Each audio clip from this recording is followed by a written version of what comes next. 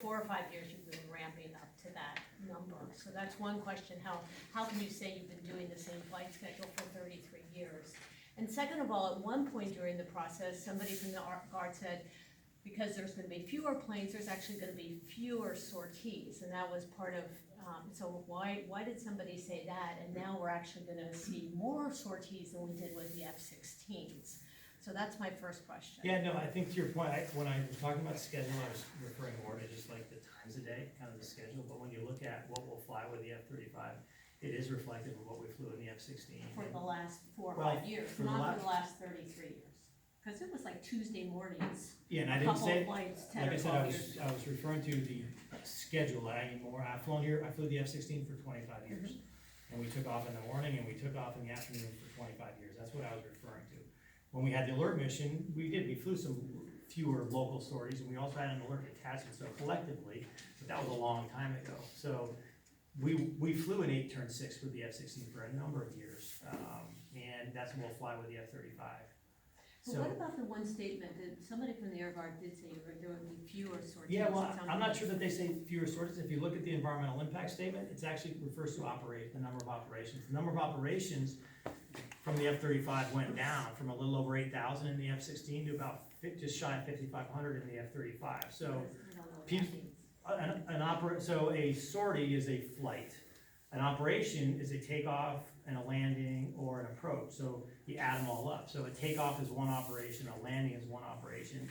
And typically we take off and we land. So typically we get 2 operations per sortie.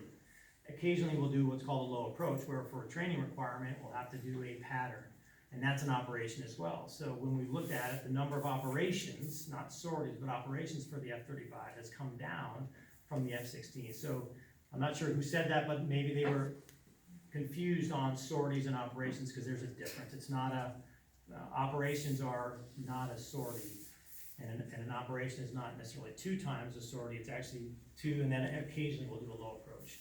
And so why are there fewer? I don't understand why you're gonna have fewer with the same number of flights and stuff like that. So yeah, because we deliberately many work to not do low approaches here in Burlington. We use we're what's called TDY, we're on temporary duty occasionally for a number of weeks during the year where we're not flying here.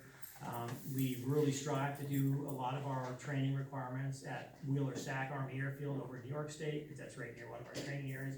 We do approaches at Plattsburgh from time to time, so we really try to minimize and truly the impact here. So when we looked at, and to my point earlier, when you look at the EIS, it wasn't about gaming the system, it was about accurately projecting and defining what the assumptions are for the EIS, and it's our responsibility to validate that moving forward, and we will. We're already tracking it. And so my last would be, because you want to be a good neighbor, and that's, I have concerns about that. Would you, because there's a lot of concerns about a supplemental or new EIS, would the Air Guard consider doing that just in response as a favor to the neighborhood and the communities that are affected? There's no, if a supplemental EIS is required, we'll do one. But there's no. Do it as a for what reason? I guess. It could be because there's new housing in the area, for an example. It could be Let's not get into Yeah, that's not. No, it's just a there's new housing in the area. that, but we have two That's people. fine. But it's a good point. There is no requirement to do one. If there is, we'll do one. And my point was the assumptions that went into the initial EIS are valid, and we're already validating them, and that's our job, and we're held accountable to that, and we will. If it drives a supplemental EIS, we will do one, but nothing drives one. So just to do one, because it's not required. But people do. Okay, It's a good neighbor. thank you. That was my question. One Well- last question? I'm Please state your name. I'm Joanna Rankin. I'm a police professor at University of Vermont. I had you. And I was doing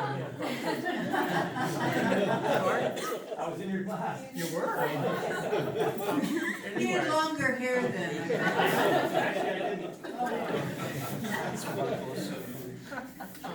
many airports do real-time noise monitoring at various points. And we're mostly here talking not about the peak noise, but the average noise. Right. And I wonder if the National Guard does real-time noise monitoring on the Burlington Airport. We don't.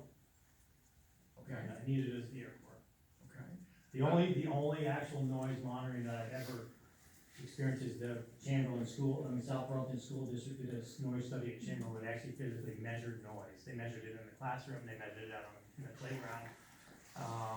And what they found was it was very reflective of the EIS. So when you looked at that noise study, and I went to the presentation to this school board, and then compared that with the EIS, that's based on modeling, it was very accurate, very reflective, and so, to me, the modeling is really accurate. But to your point, no, we don't, there's no requirement to. One more question? One quick one, Okay. that one was quick. That was trying to be quick. What would happen if an F-35 crashed off the airport grounds?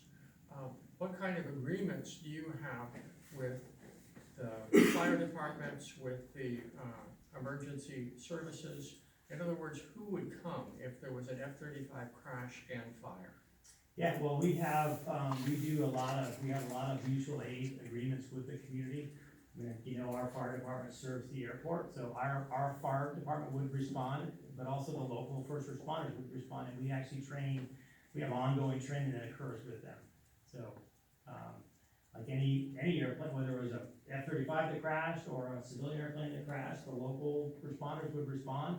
If it's an F-35, we would as well, and most likely based on our mutual aid, our team, our fire department, which we pay for, the military pays for, would respond most likely to civilians just based on our mutual aid agreement, so we would all respond. And And there is talking to training. local fire departments, it sounded like they weren't prepared to deal with the toxic fires that would happen if an F-35 crashed and burned. With any airplane, I mean, any civilian airplane or have composite material, so it's not specific to an F-35, I mean, any civilian airplane that flies now has a tremendous amount of composite material, so it's, like, all I can say is our team trains with our local first responders. They have for years, and they have with the F-35 as well.